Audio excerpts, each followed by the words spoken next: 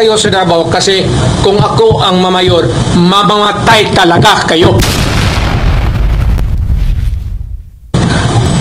Kayong dapat yung human rights, i-contact na nila yung kung sino itong mga ulol na to. Audio Jump. Ito ang natrita natin sa Senado.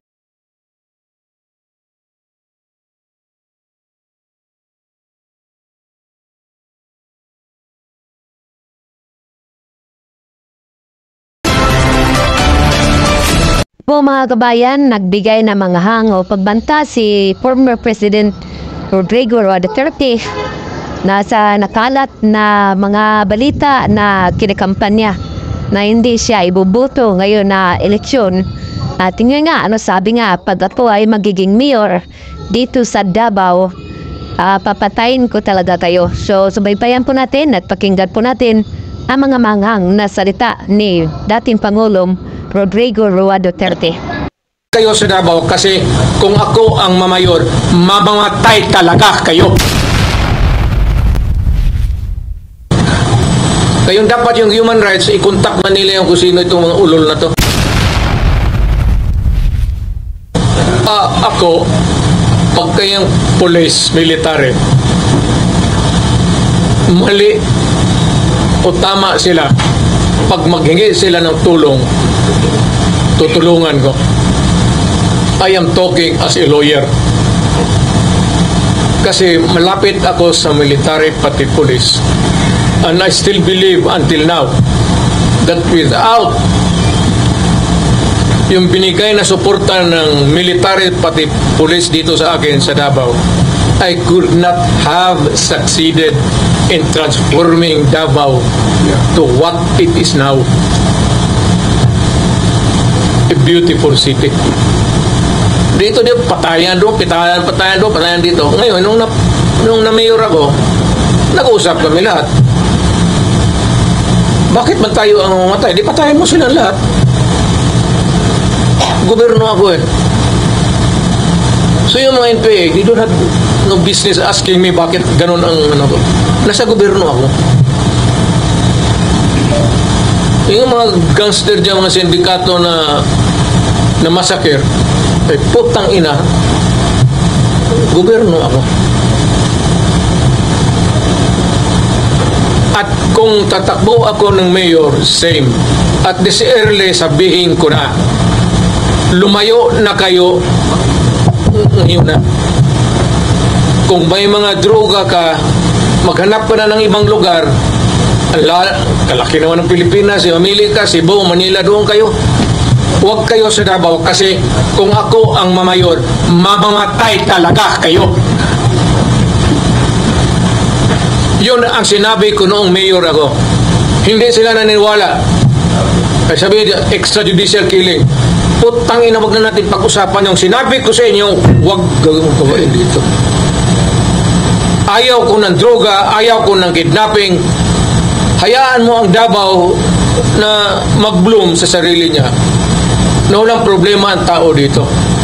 Hindi ko kay laking Davao ako eh. Dumating ako dito, nakakarang ba? So do not fuck with me. This is my city and I want it a peaceful city. At hindi naman ako nakikialam sa tao dito. I just want a peaceful city. Kaya kung mamayor ako, umalis na kayo kaagad. Kasi pag inabutan ko kayo, patayan talaga tayo. Pati yung human rights, sabihin ko na ngayon. Kayong dapat yung human rights, i-contact na nila yung kung sino itong mga ulol na to. Kasi mamamatay talaga yan. Ayaw ko masira ang mga anak natin. Ayaw ko masira yung syudad ko. Ayaw ko ng putang inang droga. Punta ka dito, magnegosyo ka. Kung wala, maghanap tayo. Hanapan kita ng paraan paano ako makatulog. Gobyerno to. Dapat ang gobyerno tarong. Magpasok ka dito, mag-hold up ka, magpabili ka ng droga. Naghanap pa ng kamatayan, ay putang ina. Dito sa Davao, maghanap buhay tayo, mag-asawa tayo, magtayo tayo ng pamilya, may mga anak tayo, maghanap buhay tayo para makapag-aral ang ating mga anak. Hindi ho, pag natanda na tayo, mamatay tayo, yung second generation ng Dabawin nyo ang mag-take over. Kung hayaan ko ang Davao na puro lang ho ang mag-take over sa, that will never happen. Nakikinig yung human rights, utang ina, makinig kayong mabuti.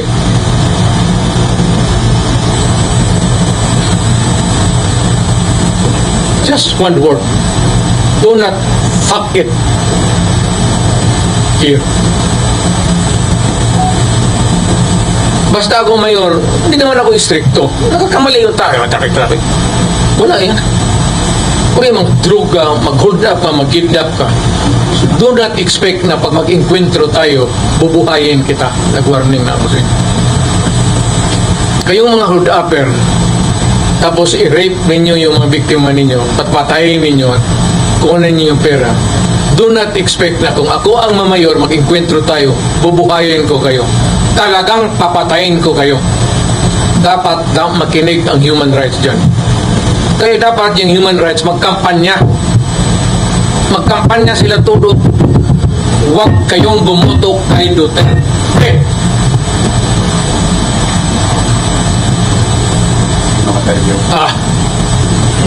May paglalagyan. Namingaw sila ng mayor. So Mayor, how do you rate your success under the Wala ako. I cannot. It's for history to judge me. I will not. Hindi ako magsabi na nawala yung droga sa padawon ko. I cannot pass judgment upon myself. Basta itong Davao will remain peaceful. Davao will remain ideal for our children to grow. Kasi pag wala na tayo, gusto ko ang Davao, ang papalit sa atin, yung matitino na tao. Ayaw ko yung durugista na maging konsehal, maging mayor. Masisira ang bayan ko. Kaya ngayon pa lang, papatayin ko na kayo. Klaro yan. Hindi ba klaro? O, di sabihin mo sa human rights. Sisirain mo ang buhay ng tao. Sisirain mo yung pamilya. You destroy the future and you create chaos in the city. Sino ba namang gago na putang inang mayor na papayag yan? Ang papayag yan yung mga ulol na mayor na talawan, na mga ugok na gusto lang titulo mayor, wala namang ginagawa sa syudad niya. Ayaw ko ng titulo. Inyo na yung titulo. Basta ako, huwag kayong do not fuck it here. Go somewhere else. So if you will be the mayor, Isali kita.